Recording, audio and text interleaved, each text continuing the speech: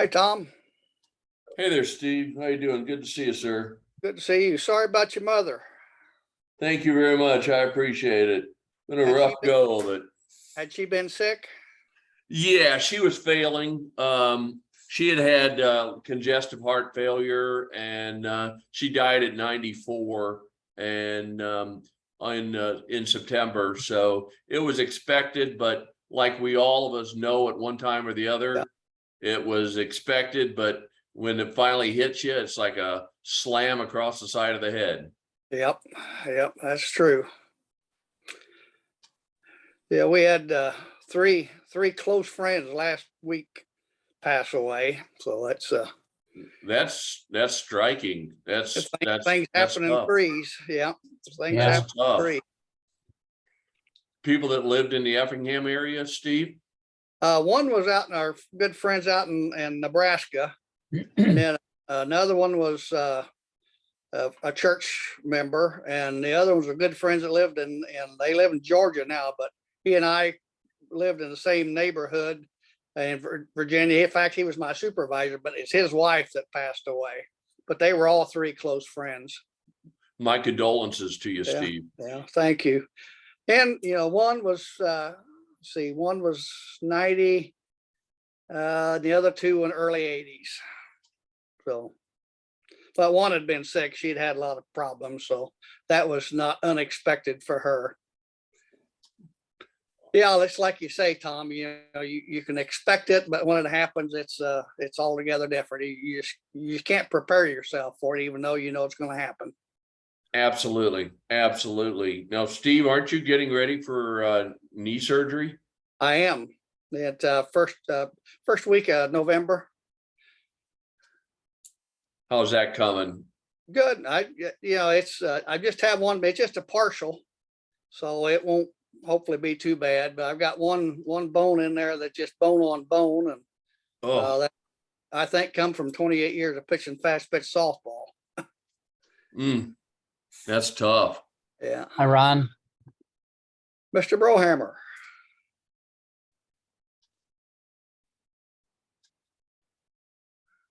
Maybe he's muted. Are you muted, Ron?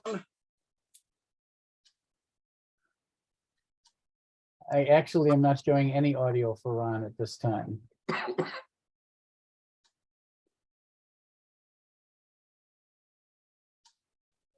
Ron, oh, he's connecting to audio now.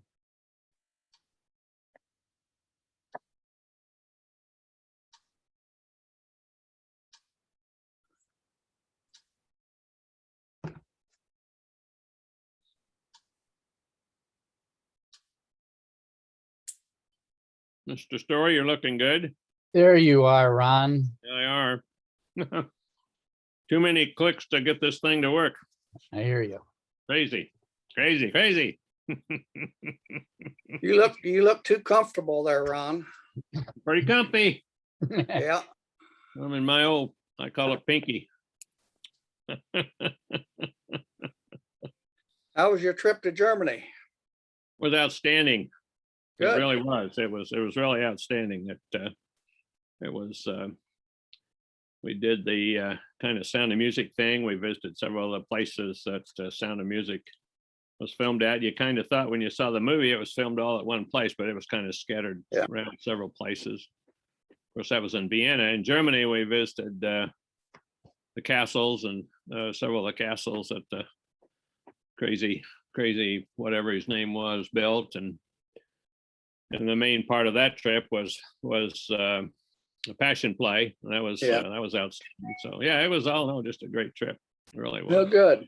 Yeah, I haven't talked to you since you've been there. So Well, I guess that's right. We exchanged a couple of emails, but other than that, you're right.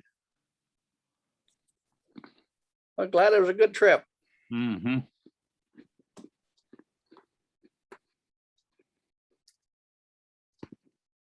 Really sorry I missed the summer meeting, but it's the way Well, that. you were noticeably absent. Well, from what I saw and heard and everything, it sounded like it was really a terrific time. So, well done, guys. I thought it went well. Chuck had the date wrong. He never showed up. Oh, Healer. Lord. I called him and he'd forget, he thought it was the next weekend. But we made do. Yeah, I thought it went well. good, good. No comment. I sent him several emails, so. There you go. All's well that ends well. Yeah. I see Mr. Meyer there in the bushes Greetings, salutations. and hallucinations. Yeah, many of those. Yes. That was a good one. Greetings. Yep.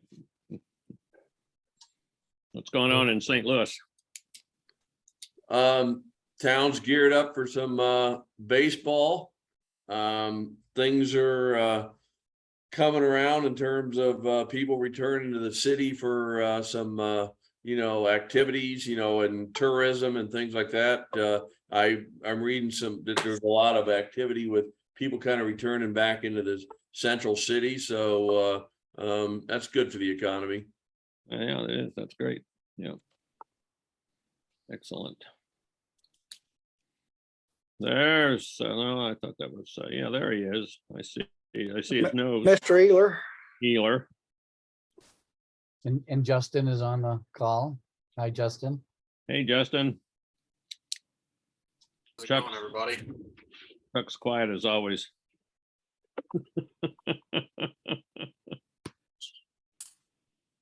You're muted, Chuck.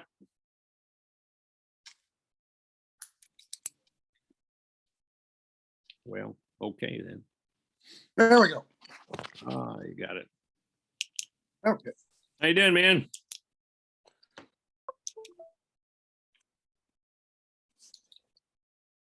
Well, there you went, but now you're gone again. Hey, Richard Hyatt, of all people. Hello, Ron. How you doing? I'm good. Looks like we got quite a few on here, but we're still short some.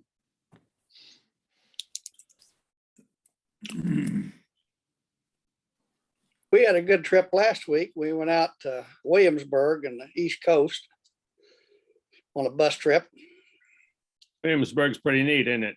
It is. We've been there before, but they keep making some changes. Then we went to Yorktown and to Jamestown, and Appomattox Courthouse, and Roanoke. Good stuff. Good stuff. Yeah. Then we Hey, stopped James. on the way out. We stopped in Lexington and went out to some of the horse farms. We went to Keeneland, and we went to an old folks horse farm where they keep the old horses.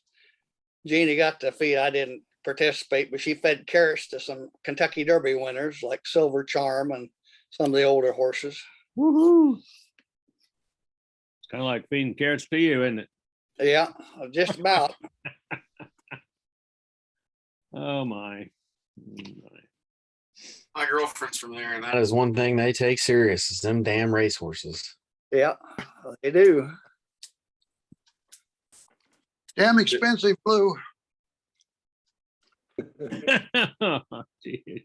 Gee, Chuck, you're such a bright spot.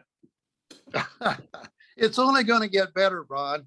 Oh, I So, know. I know. Let's crank this thing up and get it going. I don't think we have a quorum, do we, Rick? No, Hmm? no, you don't. How many short are we? Tom, you, Chuck, Justin, let's see, 1, 2, 3, 4. Yeah, maybe you do. Yeah, we got 7 board members and there's 4 of you Well, on. Okay. I'm just an ex officio. Yeah, I know you and Rick are not Yeah. on the board, neither am I. We were on, but we aren't now. So yeah, you can go ahead, Ron.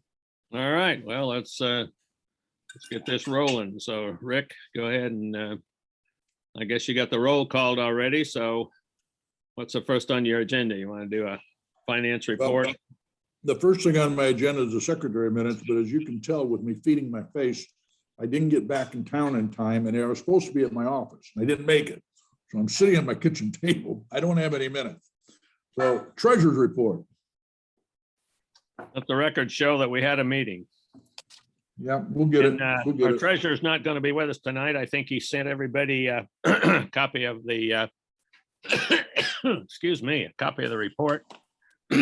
So gonna look through that and ask any questions or whatever. If you got questions that Rick or somebody or I can't answer, I will forward them on to Mr. Miller and we'll go from there. So any So questions? you can see the assets there, 43,760.90 on current assets. Long-term are the two scholarship funds, 48,468 and 25,141, so a total of 73,609 in long-term assets. That gives us a total of 117,370. And there are no liabilities. So that is our net worth, 117,370.82. This financial income statement goes through September 30th from July 1, and $10,000 collected in income. Expenses 15,975. So we're in a hole 5,803. But I think there's three rent payments to come in from the chapter. I think it was August, September, and now October's due. So there's three rent payments that are missing here, which would have taken care of the deficit. On those rent payments, I have been in contact with the chapter and I've been in contact with Bachhold.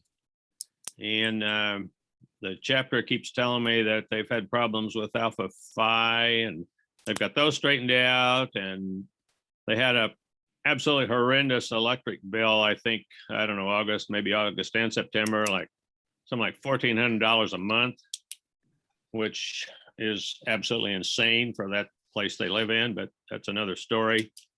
So they have a lot of expenses and are trying to get squared away. I think they'll get it done, but fortunately we do have enough money to cover the bills. So that's kind of addresses that. Jim wanted to bring up the point, and one of the reasons he wanted to have a meeting was Tej has, I believe, $23,000 in his account there. And Jim wanted us to consider transferring some portion of that, at least 10,000 and maybe more, into some sort of a CD or savings or whatever. Where it's lying now, it's not making any money or just, I don't know if it's a money market or what, but so that was his request for the meeting tonight. Do you need a motion to that effect? Well, we do. We need if you want to do that, we need a motion and the amount. Am I right? I don't have the paper in front of me right now, but am I right? There's 23,000 in Taj's account. And is there a reason, Rick or Steve or somebody that knows more about it than I do to maintain very much money in that account? Well, Taj's account was set up a long time ago Yes. to collect money to pay off the indebtedness that we had. And we pretty much wiped that out every year. And we pretty much wiped it out the last time when we decided to go ahead and fund the scholarship funds so that we could get a scholarship payment and get over that 25,000 threshold and then the higher threshold at AGR. So we took a lot of money out of Taj's account, which is the account that we collect dues in and we collect donations in. So that's the purpose of the account. Well, having funded the two scholarships last year to the point that we're getting scholarship money back, and now having collected the dues and the donations for last year, we didn't spend any of that money. Now, having said that, I don't disagree with Jim bringing the topic up that we ought to be more responsible to getting a little bit more interest. At the same time, we have talked about the house and the future of the house and establishing funds to build for a future down payment or acquisition or to remodel or whatever. And so that would be a great way to identify an account to put that money into. Now, what Jim was suggesting was to do a CD, which apparently has a special CD at his bank, and that's great. Graymont, Ron Metter, he's got one that's about 0.5% better for 13 months.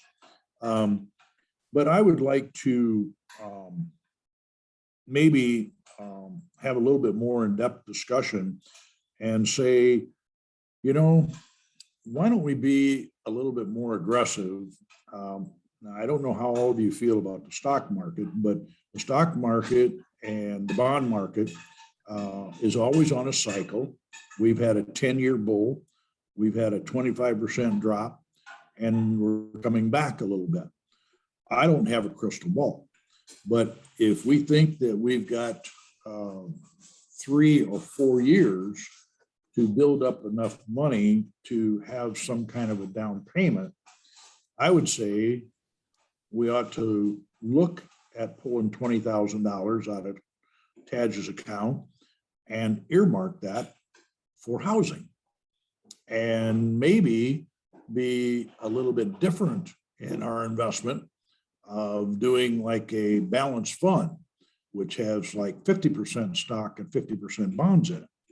And that's, you know, it won't go radical depending on where the market goes.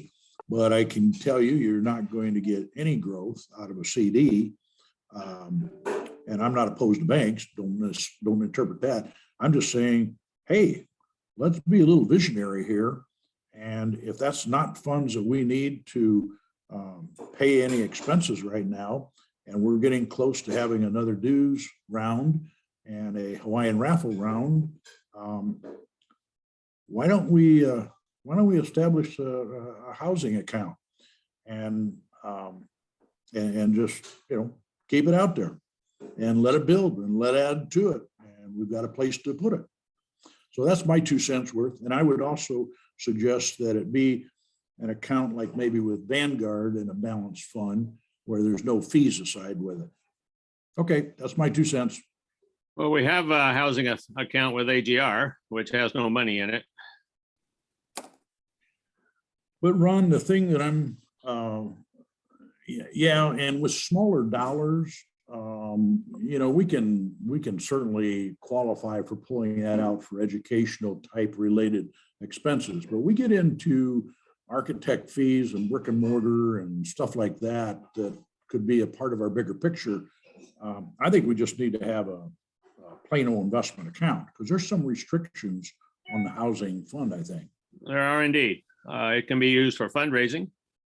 We're not going to do anything until we do some serious fundraising as far as a house. I can assure you, my friend, we're not going to build a house based on a few $1,000s a year. And that's a fact. And I don't misunderstand me, Rick. I hear what you're saying. But that is one of the topics that I want to discuss at later on, is looking at how we might move down the road. But anyway, not to rain on your parade, what's other folks think about it? Should we table this for a while, or should we try to put some of that money to work? Anything we put it in, even if you put it in a CD, it can still be taken out if you need it. You'll just lose the interest if you take it out before your CD matures. My opinion is that a dollar amount I'm comfortable with is to put out of the 23,000, 13,000 into the CD while we begin to develop a larger, broader strategy around a housing fund. So leaving a balance of 10 and investing 13 in a CD for the time being. What would we ever use that money for in there? Is there any reason to keep that much in there? To keep Well, 10,000 there? if we, the only thing I can see it for is if we somehow had a catastrophe that, and I don't know what that would be since we don't own the house and since it is insured, but Rick said, he told you what we used past funds for. Just more than anything else, I would think is like a rainy day fund and I don't know, Rick. Just a rainy day fund is I best. mean, I can- I don't know, when was the last time we used it for anything? Well, the last time we took money out of it was to fund the scholarships to the higher level. So that Right, we right. could get some scholarships back. But right now, we've satisfied that and we don't have anything on the table. And I Right. don't, I Come and mean, get him. I see no reason to leave much more than 3,000 in there. Right, that's what I was thinking too, yeah.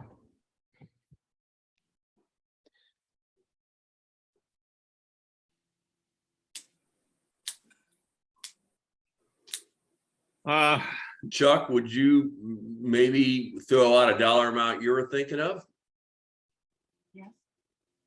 Keep sending in. and make a motion? Hey, I don't,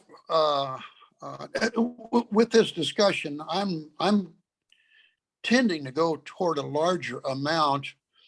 I like Rick's idea. I'm not a bond person. I don't like bonds particularly, but I do like it a lot, several of the Vanguard funds.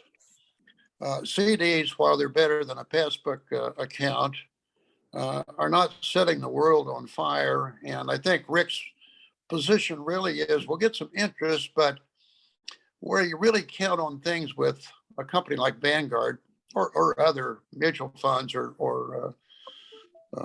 but anyway, you're looking for the capital growth as well as the interest. And several of those index funds will do that. We've been in them for 30, 40 years here. So I know what they can do and I'm real comfortable with them. So a CD, I guess, would be my second choice. My first choice would be a Vanguard fund, but there's 150 of them. And so I don't know which one would really suit us.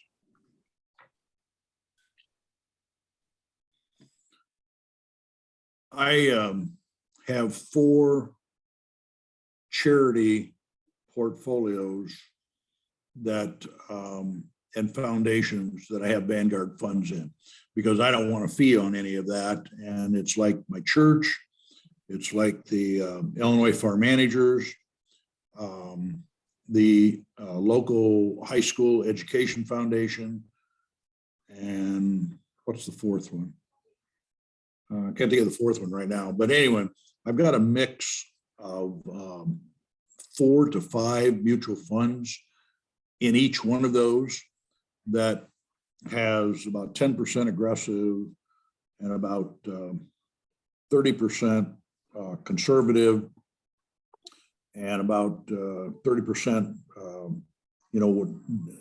still what do you want to call more dividend oriented, but still stock, and about 15% that's in a bond fund.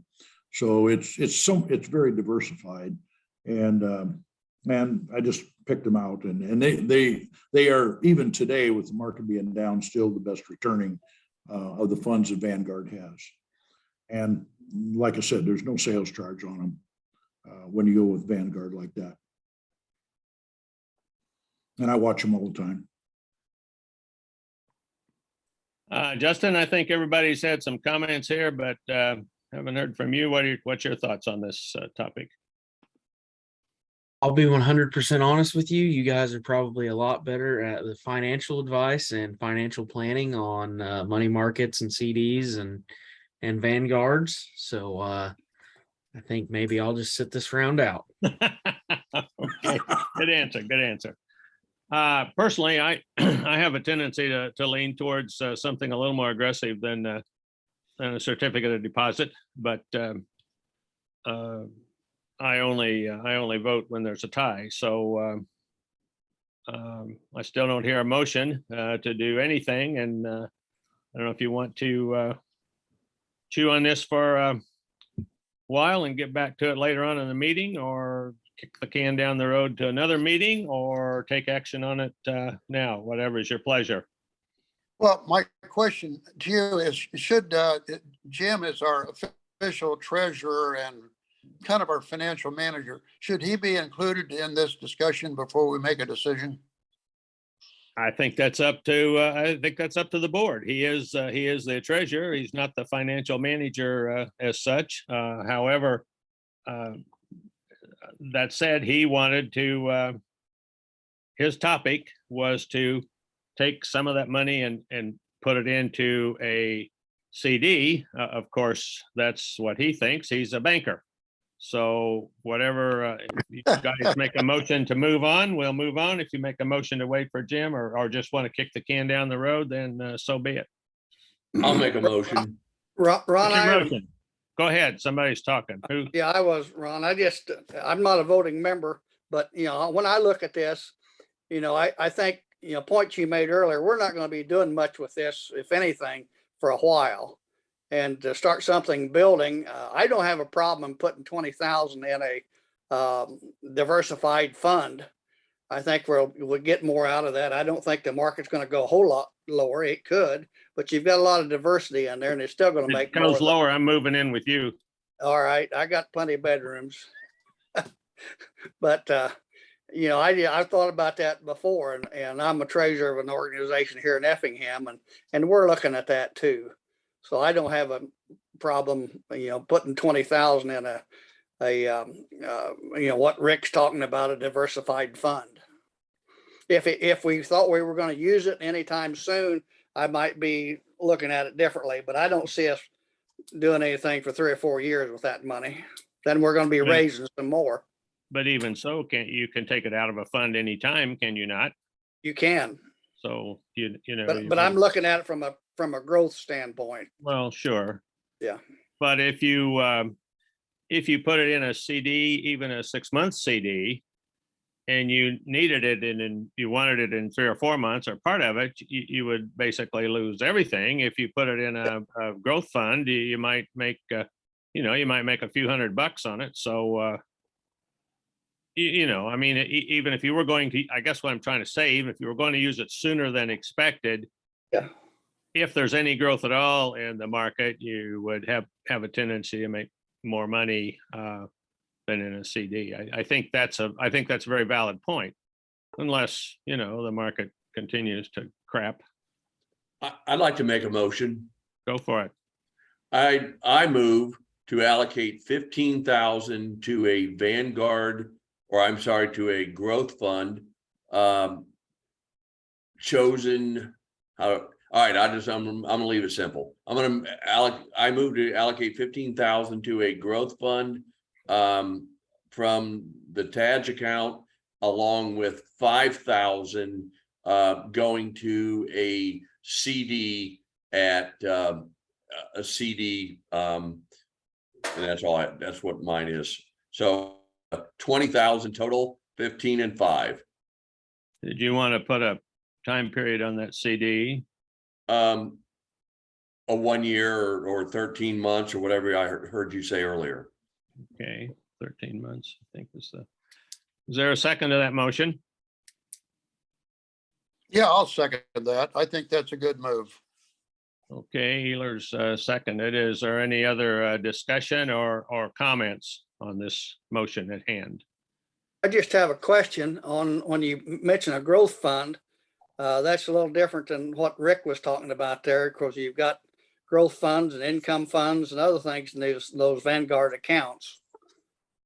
So, I mean, that's Rick's more knowledgeable in that than I am, but I've got, funds that are, growth and income, and then just specific income funds. So do we need to be more specific than just a growth fund, or is that the way you want it, just a growth fund? I'm certainly just kind of like Justin. I'm going to cede the floor to some good advice from Rick. And Rick, can you help me clean up my language on this one? Well, what you're doing is you're allocating about a fourth to conservative with the CD, and you're taking 3/4, 75%, and putting it in growth. When we go to the growth, we can have three funds. One could be a little more aggressive. The second one could be more dividend oriented. And the third one can be a little bit more of the conservative side. So we can diversify that by itself in 2 or 3 funds with Vanguard. And then your fixed portion would be your CD. We wouldn't do any fixed income fund with Vanguard. That would be your fixed diversification. Let me ask a question of you, Rick. Is this what you're talking about? Is someone, and I'm thinking probably you, since you seem to be more familiar with all this stuff than the rest of us. Would you, would these 3 funds you're talking about, would these be 3 individual funds that you or someone would pick, or is this a single fund that is made up of 3 or 4 components? No, in the mutual fund investment world, you have what they call the fund family. Yeah, So fund family would be like Vanguard, Fidelity, American. yeah, I understand all that. Then you have all the different funds to pick from. Okay. And you would have 3 different funds in the portfolio. All right. And you just have one report, and they produce monthly reports. So we can send out reports, quarterly, whenever we have a board meeting. I can call up a report any day. Is the term in Tom's motion growth, is that satisfactory, or does it need to be modified? No, I think that says stock. Okay. All right. Be in the market where appreciation can be had. Oh, that's fine then. Okay, Tom, I'd like to ask you to amend your motion to include designating Rick Hyatt as the person to select and invest these funds. Can I just say so noted? Well, if you are an agreeable, you either need to can't talk tonight, revise your motion, or we need a friendly amendment to the motion. So All right, I'll revise them. I'll revise the motion with that language. That certainly sounds like a good plan to me. I move to allocate 15,000 to a growth fund or funds with investing advice provided by Rick Hyatt. Is that okay so far? Yeah. And $5,000 to a CD of at least a year's duration. all right. So second to that motion. I'll second it. Okay, now, technically, we should vote on the first motion and then vote on the second motion, but if you can live with suspending the rules or whatever and just vote on the second motion, we'll press on. I So, wrote it all together. all right, that's good. All in favor, or any other discussion? All in favor, aye. Aye. Aye. Opposed? Okay. Well, we dispensed with that, so I guess maybe we'll make Mr. Miller sort of happy. I've got a issue here, Ron, I need to talk about on our scholarship fund Yes, sir. at SIU. You see on the sheet, and I tried to get an update, and I haven't got it yet. But anyway, we got $1,547.25 that are available. And what I would like to do is take $547 out of that and put it into the invested money in that fund.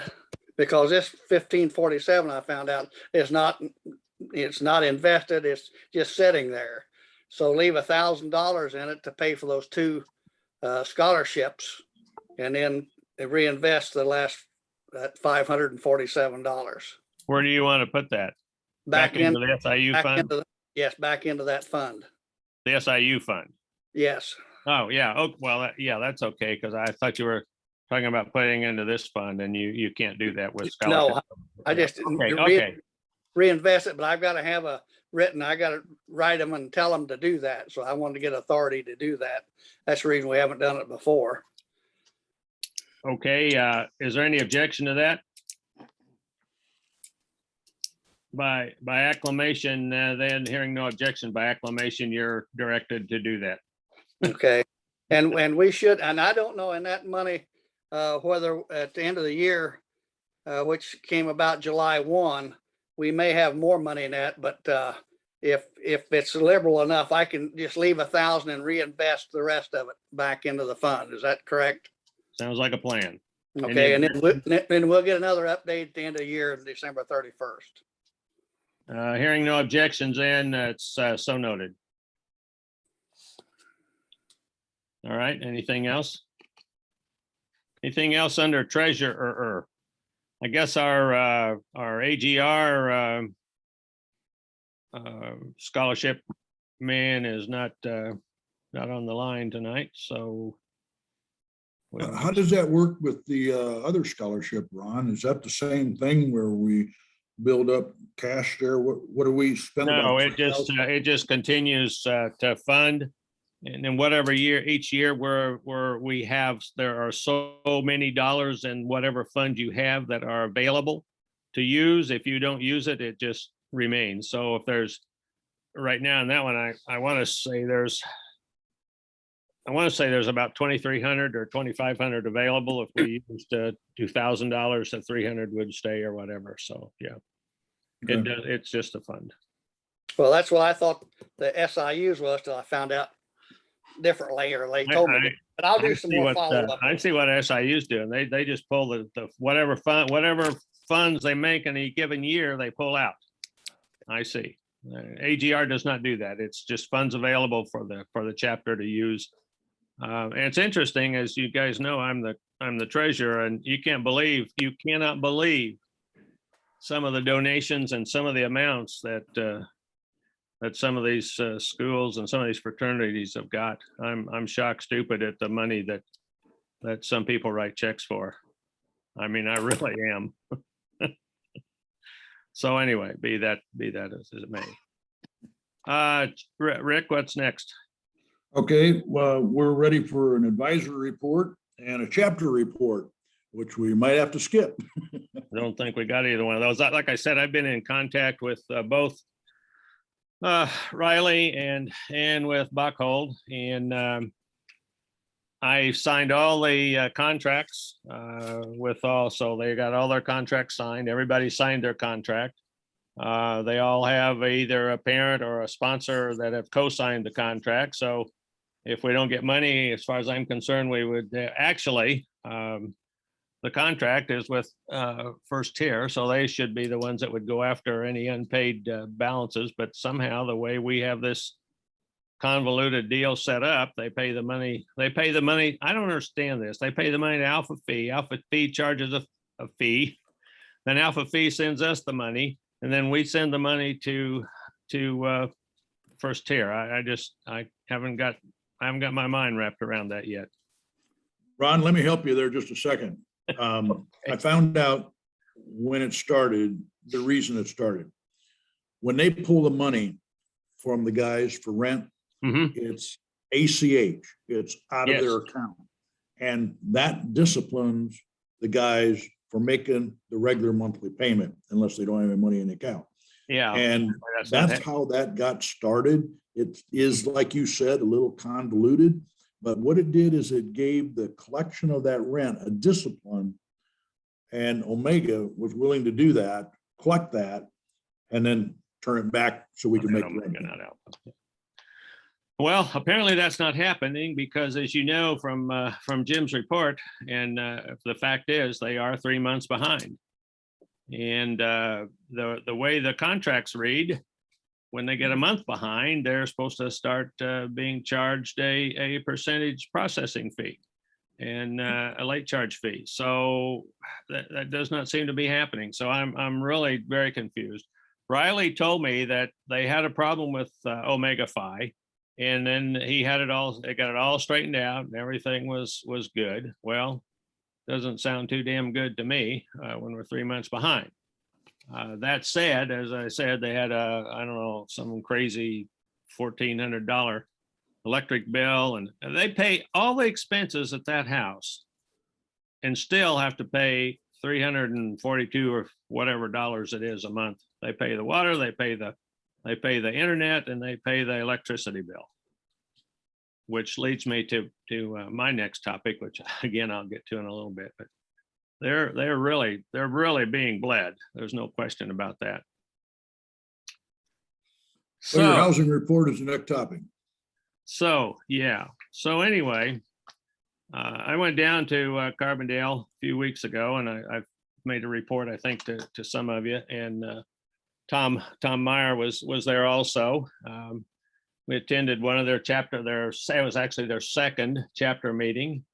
And I think at the end of the day, I thought they ran a fairly good meeting, although there was only 2 people present at the meeting besides the officers, and there was one or two officers missing, but they did have a Zoom meeting. So everybody was more or less there. And at that point in time, they were getting ready to kick off the school year, and sounded like all the officers had plans for homecoming, and they talked about their some fundraising activities and some exchanges with sororities and things they were doing. So it sounded like for just the second meeting of the year, they had a pretty good grasp of what was going on. So I was fairly pleased with that.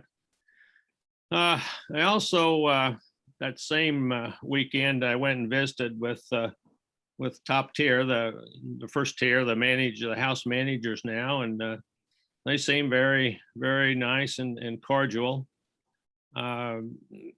and are willing to work with us.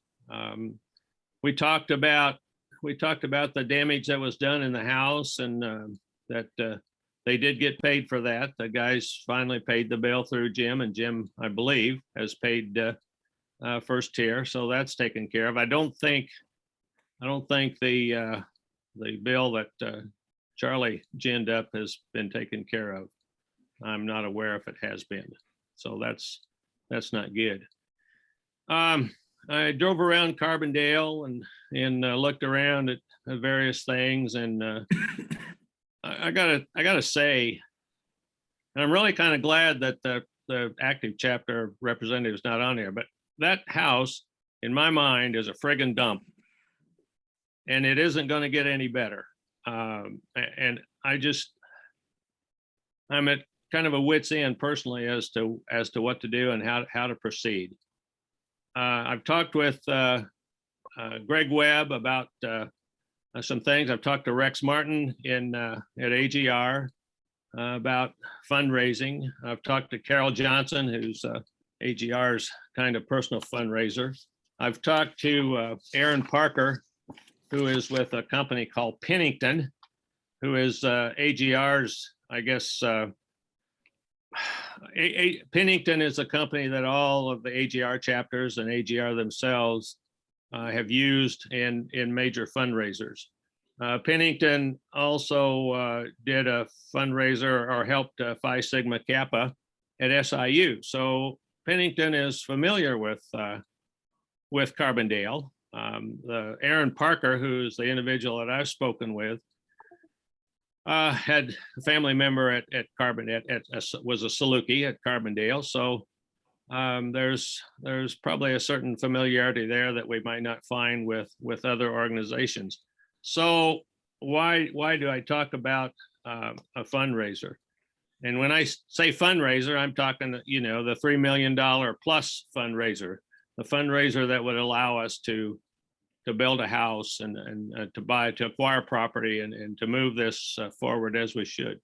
Now, I know that this kind of thing has been approached in the past, and I think that some maybe 10 years ago or so, and Rick, you're more familiar with that than I, but in that time frame, they thought we could raise about $1.5 million.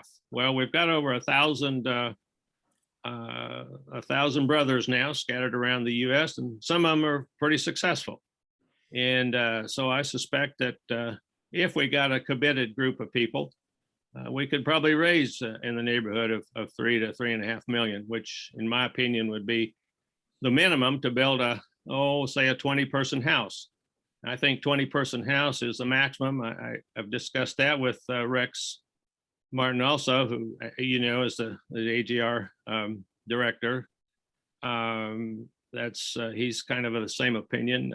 Greg Webb and I talked about that. We kind of think along the same lines, 15 to 20, but obviously you don't want to build too big, because you wouldn't be able to fill it, and you wouldn't be able to pay the mortgage and whatever you had.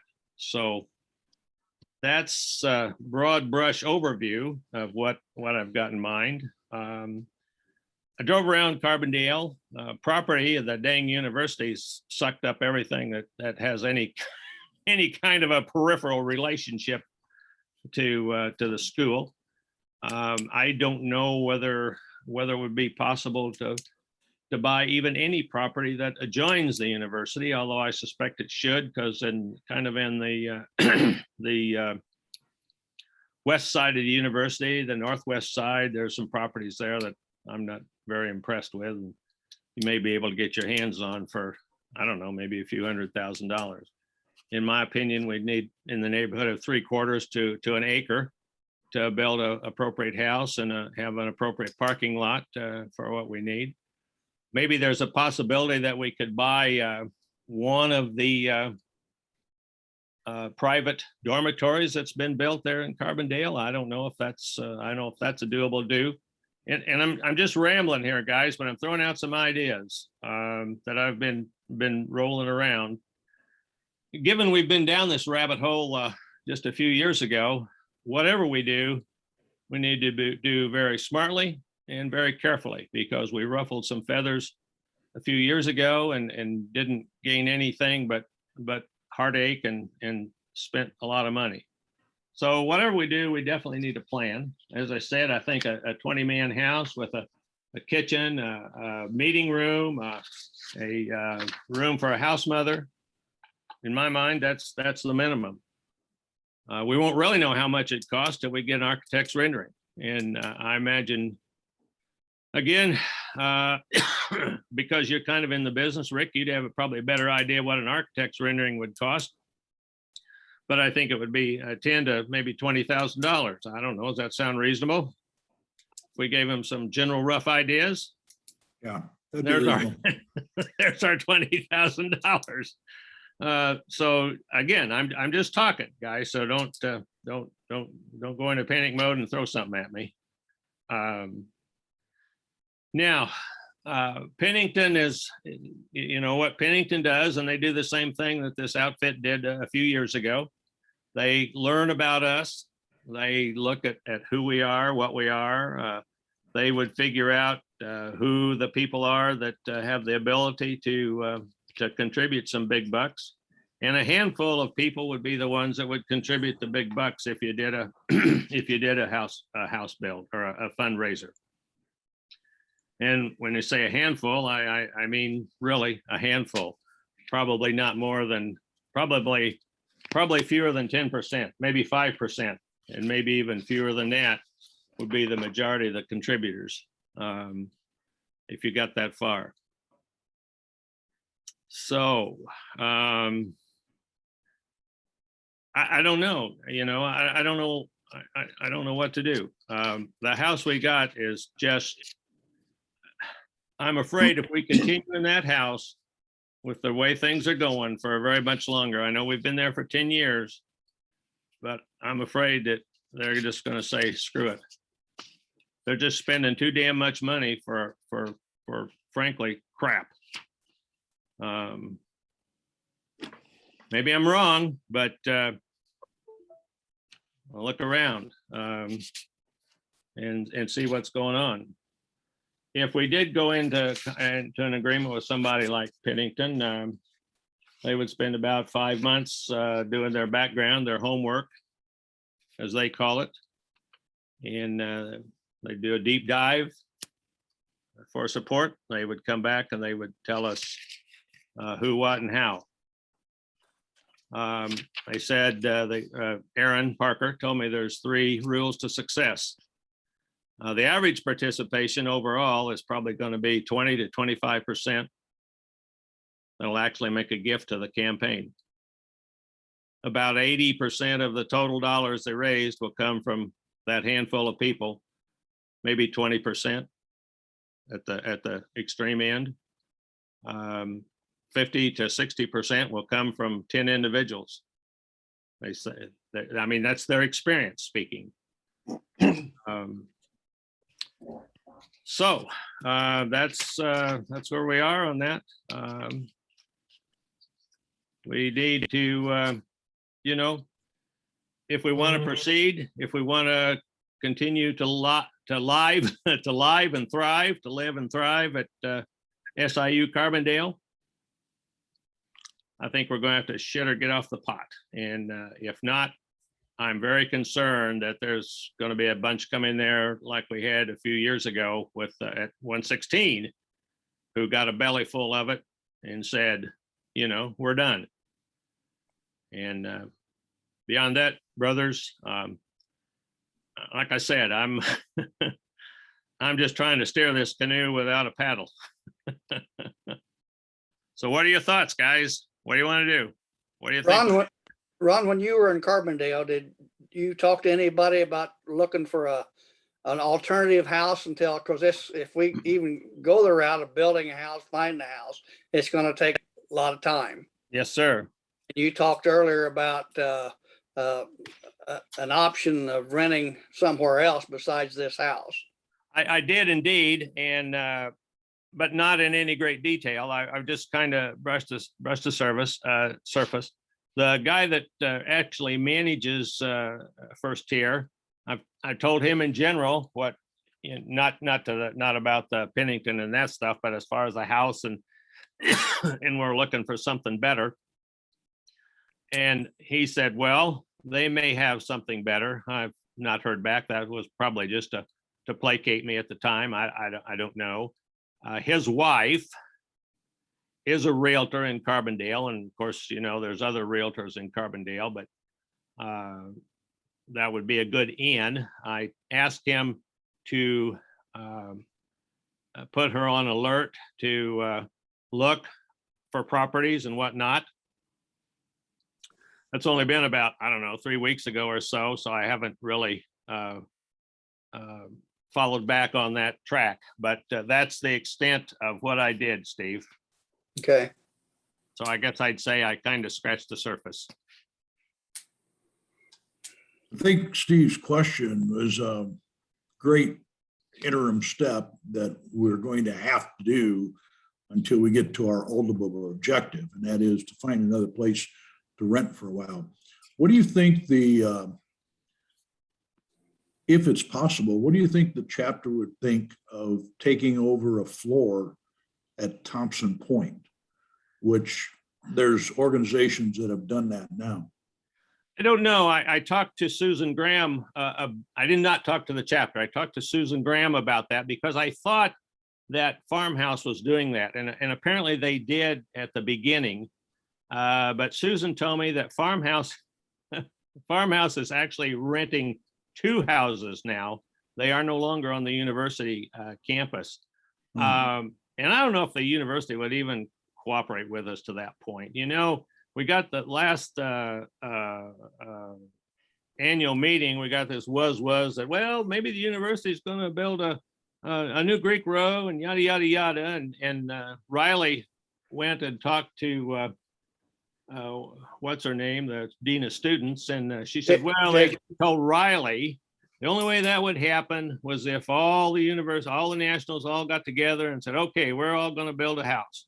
Well, that's about as likely as it's snowing in the Midwest of the middle of the Sahara Desert in July, because that ain't going to happen. So now that's the latest that we've got out of Jennifer Jones. So, and that didn't answer your question, Rick. I don't know. That's something that we could certainly pursue.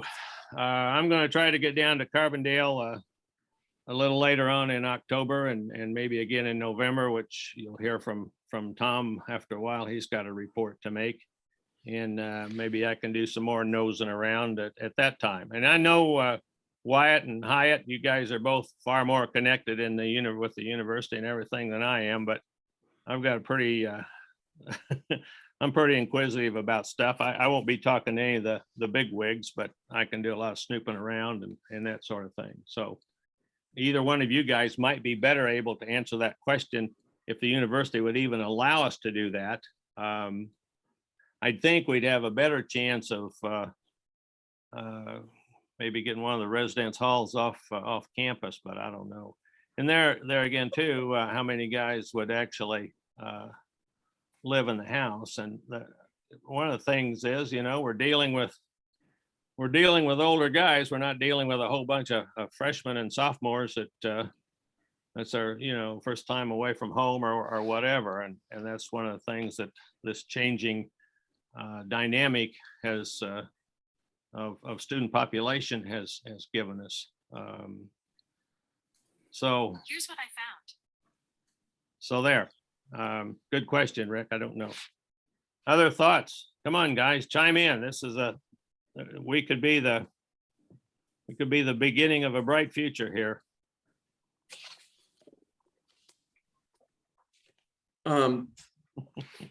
Couple quick takes I have is I think that maybe we should find out from Pennington what their cost to do this study is. $50,000. How much? $50,000. Okay, thank you.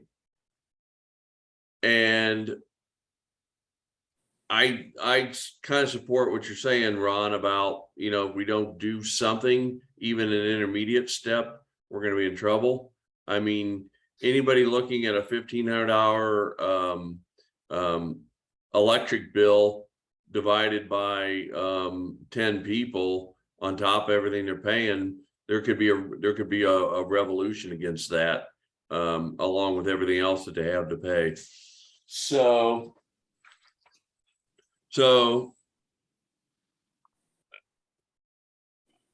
I think that unless we find out that it's feasible to raise the money, I don't know how we could kind of go any other direction, but at the same time, keep looking through the company down there for a intermediate location. So kind of a two-tier process. Generally, I agree with that. I think it has to be a two-tier process. I really think, and maybe I'm just being over dramatic here, but I just don't feel that I am. I think we got to find a better house as early as next year. I really do. But again, maybe I'm being over dramatic. The place is just kind of a pit. They complain about cockroaches in the damn place. And I talked to first tier about that. Well, we sprayed for cockroaches. I said, well, cockroaches, you spray for them, 6 weeks later, they're back because they lay their eggs in the drywall. And then 6 weeks later, the eggs hatch and here they are again. So I said, you're going to have to continue spraying it. And things, well, we repaired that door. Well, it doesn't close. The guys tell me the door doesn't close. Well, we repaired that. Well, one day these guys are going to say, I'm tired of cockroaches. I'm tired of doors that don't close. And they're going to rebel. I'm afraid. But Well, there's a lot of ways you can go to solve this problem. First of all, I worked with those people 10 or 12 years ago, and they explained to me, in those days we were looking at $1 million, which was a hell of a lot of money then. And they were saying to me that between 5 and 7 people would step forward and they would probably fund the better part of the $750,000. Very small group, very well financed group. You're going to get a few people, a couple that are going to give 20 or 30,000 bucks. You're going to get 15 or 20 that'll give 3,000. You're going to get 20 or so that'll give 1,000. You get a few that are going to give 100, but that's what they were really looking at, was trying to come up with $1 million. We could get it up to 850, 900,000. Keep in mind, we didn't have 20% inflation then either. But even then, you just simply could not get people to step up to the plate. So time goes by, and 10 or 12 or 14 years, whatever it's been, I've worked with 2 or 3 different crises at Carbondale over those years, like the house on South 51. We had to do major remodeling to get a new tenant in there. And thank God for the tenant. They were well worth working for. But I went around to my brothers and I said, hey, we need some money. Keith Hoskins was a treasurer, and every penny in the treasury had been put against that building already. He had enough money, thank God, to pay the insurance because, I don't know if you remember or not, but they had 110 mile-an-hour straight winds going from west east between Marion and Mount Vernon, and Carbondale was part of it. And our building had, I don't know, 6 or 8 or 10 big oak trees knocked down. We had to clean that mess up, repair the building and all the rest of that. The bottom line was that I went around to several of my contemporaries and said, hey, I need $500, $1,000. I need help. And at the end of the day, you know how much I got? 0. Well, Chuck, Not one. I wrote a personal letter to 100% of our fraternity. I wrote it not once, but twice, wrote it and mailed it. And we did get enough money to pay it all off. So we were Well, successful. the only way we got that remodel done was I wrote several $1,000s worth of my own checks, my own money. And the other thing that happened was Rich Denhart came and helped as well. That was it. Period. Yep. Now, he and I ended up having to go over to Indianapolis and buying a major, a 15,000 pound lift because the Census Bureau required that lift as part of the contract. As it turned out, they never used it once because the paper that was delivered came on Well, trucks that had lifts built in. Chuck, where are you going with this? I'm going to tell you something. There may be a better way than going out and trying to get the money. Where I'm going with it, you got a whole lot of people aren't going to get you a damn nickel if you haven't figured that I know out. that. That's what Pennington told me. Nickel. Yeah. So, but there's another way you can go with this. If you had 500,000 in the bank, I don't mean promises, I mean real cash. Mm-hmm. You could go to a investor and have them build a building, and you do a triple net rent and say at the end of 99 years, we want title to the property.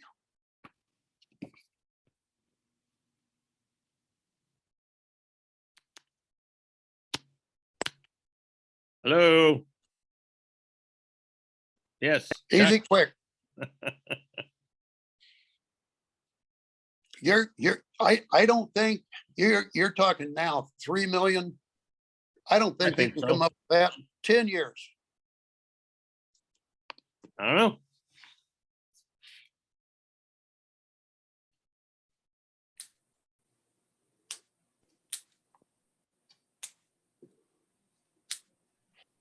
Well, on that happy note, anybody else got any thoughts?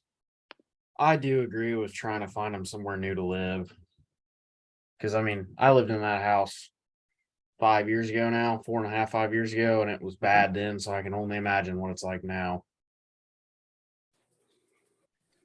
Yeah, it hadn't improved a lot. I mean, I hate to say it, but 10 to 12 or however many kids are living in it at a time, college guys living in it at a time, it's not the easiest on a house. Well, Lord, no. All right. Well, Rick's story, you got any thoughts? You've always got good thoughts. Well, just from what I've experienced with managing the newsletter and how many people actually I send out 660, and I might get 35% that actually even open it. Mhm. I don't, and I don't have a really good feeling either, like Chuck was saying, about being able to raise that kind of money. Mhm. I'm concerned about that. And I think Well- your idea of getting a company to diagnose that is absolutely necessary. We can't do it without that. We need to find out, I guess, if we can.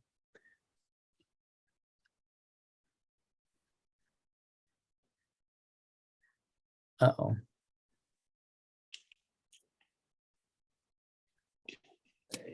I think I'm unmuted now. Tom, Yeah. your question. They charge $12,000 a month for that process, but Yeah, I know. it's about a 5-month process. So And I'm concerned, are we gonna throw $50,000 away? Yeah. To find out that isn't enough people that are gonna fund it, so. absolutely, that's Yeah. horrifying to think of It that. is horrifying. I mean, the other option is if we can't find another place for them to rent, and the expenses are outrageous and the conditions are horrific, the only other, and we can't find a dorm floor, the only other thing to prevent everybody from abandoning it is to just have people go into the dorms singly. Yeah, sure. I mean, I don't know what else to do. Yeah.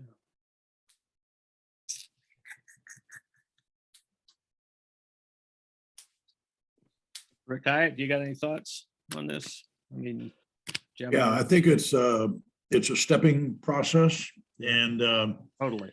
in my way of thinking, you demonstrate to the membership that you're serious about doing something about a house, and we just did that tonight by identifying some investments. The second thing that's critical is we need to canvass every living body that we can find at Carbondale to help us identify a place to rent. Renting a place will give us that 4 to 5 years that we need to grow the money to build a house in a good location and give us time to identify it. The other thing it'll do, it will attract a larger membership. Whether or not they live there or not, there will be something that will be comfortable, attractive, and clean, healthy, and efficient for the brothers to live in. So we got to put, in my opinion, 150% in the next, let's say, 5 months, 6 months, in finding another location, and then let everything else come from there. Once you show and demonstrate, they will come, and I believe that. So I think that's, we've given a thing tonight that's kind of the, hey, this board is serious, and now we need to get on that campus, get on that housing down there with every living body we can find that has anything to do with real estate, and find the place. And it's just going to take some time to do that.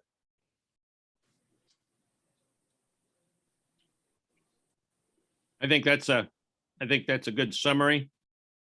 I generally agree with everything really that everybody has said, but particularly with that, that's kind of the approach that I would see, because we obviously cannot, even if we started today and had the money today, you wouldn't have a new house for almost 2 years. I mean, the way construction and things go. So I really believe that whatever happens, we do have to find a better place, and I think that's going to be difficult to do. But it's going to be it's been my mission since we got the scholarship to try to get something going with the house. So with that thought in mind, then I think that's a good summary. I think that's and if you will be sure that's included in our notes, Rick, that's what we'll do for the time being. But I'm not going to let this drop even when I go off the board. I'm not going to let this drop. So I'm going to be a pain in somebody's ass next year. So with that thought in mind, then I think we're ready to move on to Tom Meyer has a proposition, which I think you read about if you read this for the upcoming meeting. Tom has a proposition which a few of us have volunteered to help, but not very many. And some folks, assuming you're willing to support the proposition, some of us need to belly up and help him out. So Tom, the floor is yours. Thank you very much. So most of you have read this proposal. Laura Rowe Rutherman has agreed to partner with me and several others to give the active body a seminar over 2 weekends. And it's designed to build and develop out a quality member who can compete today and long-term in the job market. It might be, in essence, some of the fundamentals that we were taught under a house mother. Like the first weekend is involved with, for instance, how to set a table, how to write a business note, how to sit at the table, eat at the table, et cetera, et cetera, et cetera. The second weekend is going to be heavy duty into finishing up resumes and having live interviewing sessions with feedback offered to the members of the active chapter. I think this segues into what we're trying to do as a group, and that is build better men. But if you kind of look at the last 5 or 8 years and you look at the participation at some of our summer meetings, homecoming, Founders Day, you see a real dearth of participation in the last few years from recent alumni. The idea here is to begin to turn the tables, invest in our people with time and effort. And Laura Rowe, for you that do not know her, graduated in the winter of '79. She was down with her husband at the 50th. She observed some things that were very striking to her. One of the things she observed was that nobody, and I want to say emphasize the word nobody, came up and introduced themselves to her or engaged themselves with her. And I think she was kind of taken back by that, because I think in essence, we all have been trained better, and we just need to invest in summary in the active body so that we are turning around hearts and souls and helping our active brothers compete in a tough job market and be the best they can, and to be able to represent Alpha Gamma Rho in the school of ag, out in the community and out in the workplace better than they ever have before. And Laura has volunteered to do this. She and I have spent weeks putting together a program. Most of you have seen the program we put together. She is investing the time in this weekend, and she gave me a breakdown of what her cost would be, and the estimated cost for 2 weekends of various expenses she might share is $1,640. And first and foremost, we need your help physically to be there.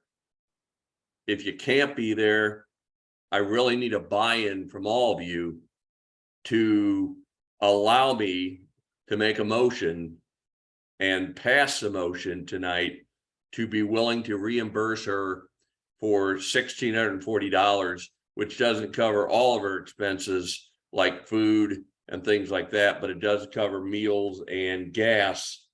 I'm sorry, I said that incorrectly. It covers a hotel and gas. It does not cover meals. And I'm looking to all of you tonight to approve $1,640, which is her estimate. And I would get receipts from her for expenses to help her and I and other folks put this event on to build better men. Motion on the floor. Is there a second to the motion? I'll second it. Okay, the motion is made and seconded by Justin. Excuse me, questions or discussion for Tom? Tom, I think this is absolutely excellent. Excellent. You guys are doing a fantastic job. I think this is what we need and what they need to build better men. And I can't tell you how much I think this is a wonderful idea. Thank you, Rick. I have a question. And this has been on my mind for a long time. When you look back at our history and our involvement, is there some way, some approach that we start with the young men and instill in them some want, if you will, to come back after they graduate? That you have to answer that question, what's in it for me? But as I look at this, we have young men that graduate and you never see them again. And then somewhere along the way, a few of us will come back like we are. Some of us stayed in and was involved in the fraternity after they graduated. But we have so many that leave and never come back. They don't see what's in it for them. So is there some way that we can incorporate either in this or something in the future that we somehow get these young men thinking about the future? We have that same problem with the SIU Alumni Association. That's the thing we're working on. How do we get people to be involved in the Alumni Association? So that's something I think we need to think about, and how can we instill that in our brothers to come back and well, I guess we answer that question, what's in it for them? You know, Steve, what I think the answer to that question is? Okay. Us. It's us. It's us.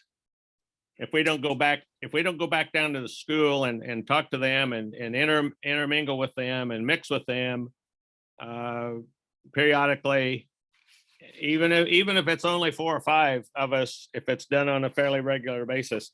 I told them when I was there at their meeting the other night, I said, look, guys, you're here for absolute maximum 4 years, most likely 2, maybe 3. So you're going to be an alum for hopefully 70 years, 60, 50, 60, 70 years. That is what needs to be emphasized. And they see us, they say, oh, I see, that's kind of cool. But hardly anybody goes back to there only at Founders Day and we get 25 or 30. Thankfully at 50, we had a pretty good turnout. But that was it. I firmly believe that. And I think every time we go down there, every time we talk to them, those are the kinds of things we emphasize. I think Tom's program here is a great opportunity for them to see some of us, but I think Tom's only got about, I think Webb and maybe Story, myself. I think Hyatt said he could work one or could help one weekend. I think that's all Tom's got a response on. Tom, have you got more than that? No, I haven't. And the last weekend is the one that needs the most manpower. We even got Greg Webb's wife coming down to help us on the last weekend.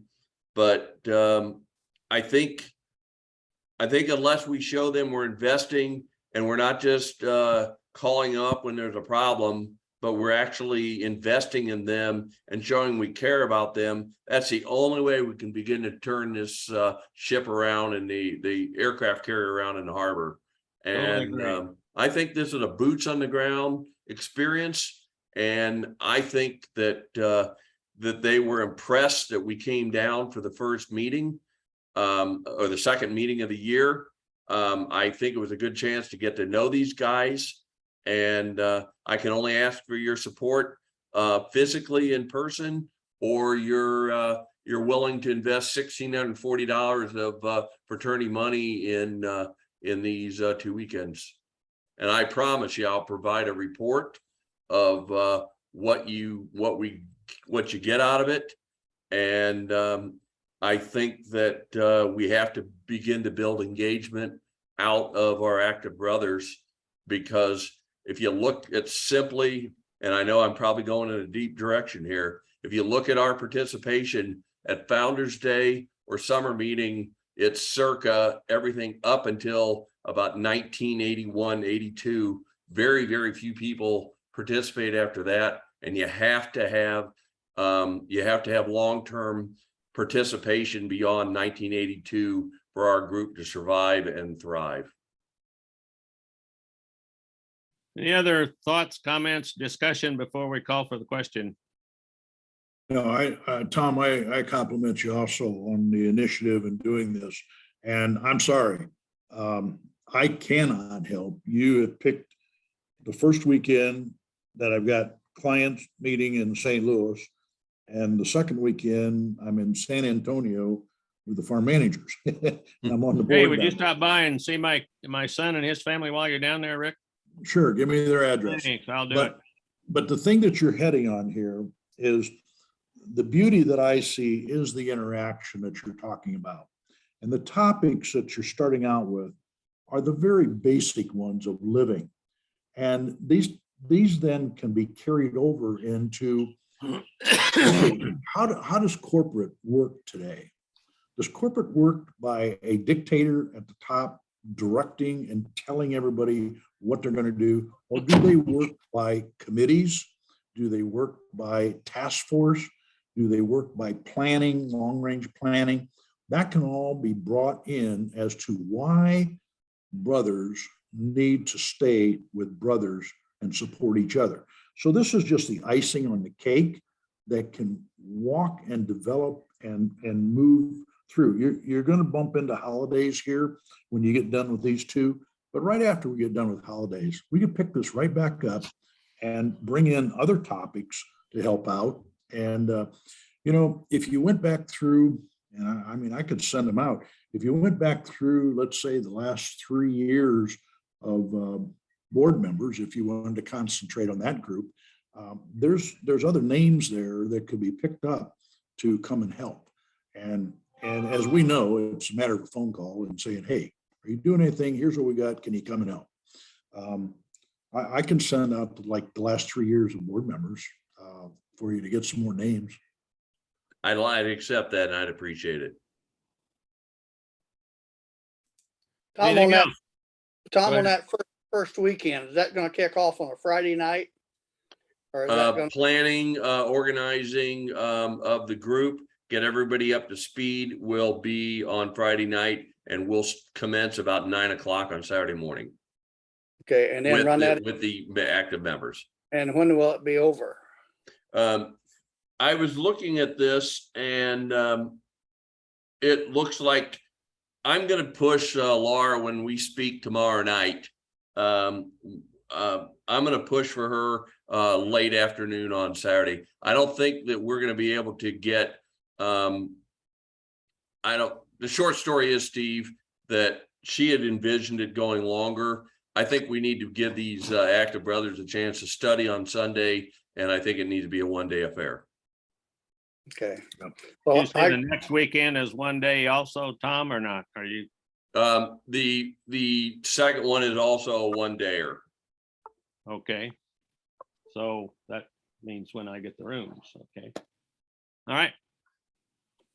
we still looking at 3 rooms the first weekend and 5 the second weekend. Affirmative. Okay, I will take care of that. All right, any further discussion? If not, I'll call for the question. All in favor, aye. Aye.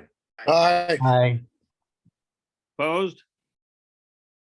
Motion carries. Okay, Tom, you can, looks like we're good to go with a modification of we're only going to be on Saturday. So, except Friday night is hopefully just for the people that are participating to gather and have a little, maybe a brewski or two and a little planning session on what we're going to do. Correct. I think that's a great idea. I like it. I like it. And of course, I will be in your room and you'll provide the brewski. Yes, I will. Okay, all right. All I right, think that's a good investment. is there anything else for the good of the order there, Mr. Hyatt? No, we can pick up the rest of it. We do need to be thinking ahead here. I don't know if you want another meeting or not, but we've got Founder's Day coming up. I don't know if you were planning anything special for homecoming. We don't want, it takes a long time to arrange summer meetings, so you don't want that to get away from us. And then I assume that you're okay with doing Hawaiian raffle and volunteer dues again. That's the Well, agenda. I think absolutely, unless anybody has an objection to those. Hearing none, press on. Yeah, we definitely need those. We ought to have another meeting in the not too distant future, maybe early November, to talk about, basically just to talk about those 2 items. Founders and summer meeting. Yeah, we definitely need to get something going on Founder. We don't even have a location yet. Unless Wyatt and we want to do it again. I'll try to be there. Well, it won't matter whether I'm there or not. I won't be the presidente anymore. Well, that's another thing. We need to get a slate of candidates for replacements of the people that are going off. Yeah, Who's that's going off, Founder's Rick? Day. You got that handy? Do you know that yet or not? No, I don't Okay. have that with me. Then we definitely need to have a meeting in early November to make that determination. We'll have, I assume, 3 board members and a president. Is that right? Yeah, generally, none any more than 2 board members? and President, yeah. And the pres comes from the board. Yep. So, yeah, and the outgoing president serves as the advisor, as Steve has done a great job helping me this year. I really appreciate that, Steve. I want to make one point here. The Effingham summer meeting, if you looked at the treasury report, we did come out $744.79 to the good. I noticed that. Commendable. I meant to remark on that. Very good. I'm glad you brought it up. So we challenge the next group to do better. I did. That was great. I did the calculation twice. I thought, gee, I must have misread this. So I have actually approached Taj, but never heard back from him to ask him if he would be interested in putting it on in the Springfield area in 2023. So I'll make a phone call on that one, but in the interest of keeping things spread around geographically, I think Springfield would be potentially a decent idea. Yeah. why don't you follow up on that with him and see if he has any interest in trying to get a group together. That sounds good. Hey, Okay. Justin, I'm not putting you on the spot or anything, but just out of curiosity, what's your geography? I'm not asking you to put on summer meeting. I'm just curious. I am actually an hour south of Indianapolis and an hour north of Louisville. So I'm right in the middle over here in Indiana. Well, let's go there. I'm about I think it's 4 hours and 45 minutes to Carbondale from where I'm at. So All right. Thank you. Anything else, gentlemen? Anything at all? If not, I'll entertain a motion to adjourn. I'll make the motion to adjourn. Okay, anything else? Anybody else want to help along with that or not? Oh, you gonna stay on the meeting, huh, guys? I guess there's no second, huh? I'll I'll second second. Yeah. it. Motion adjourned, meeting is adjourned. Thank you very much, everybody. Good discussion, good conversation. I appreciate all your inputs. Thank you. Thank you. Good night, Hey, all. Tom, before you leave, you still need people for that first weekend? Yes, sir. It may be a possibility I can make it down. I'd have to leave mid-afternoon on Saturday, though, is a problem. I'll take your sage wise attendance and we can talk offline. It would be very much appreciated, Steve. Okay, I'll talk to my wife and see if we can get things worked out so we can get down there for at least a good part of Saturday. You see Friday what night. got him going was that brew on Friday night. Yeah, that's what did it. Yeah, You're wow. talking about, Tom, you're talking about 21 and 22 October, right? Right. And what November 20, or what November weekend? 4th and 5th, I think it is. 4th and 5th of November. All right. Tom, I know I'm out for the 21st through the 23rd, but I will let you know on the 4th to 6th. That sounds good. I would really appreciate your help and I'd like to get to know you in person. Okay. Okay, you get that list, Tom, from Rick, and send each one of them a personal note. All right, I can, I'm gonna try to drum that up. Rick, send that my way when you have time, please. All right. I think. Good night, Rick- man. Good night. Hey, Have a good night. one. See you, everybody. Bye, everybody. Bye. Good night.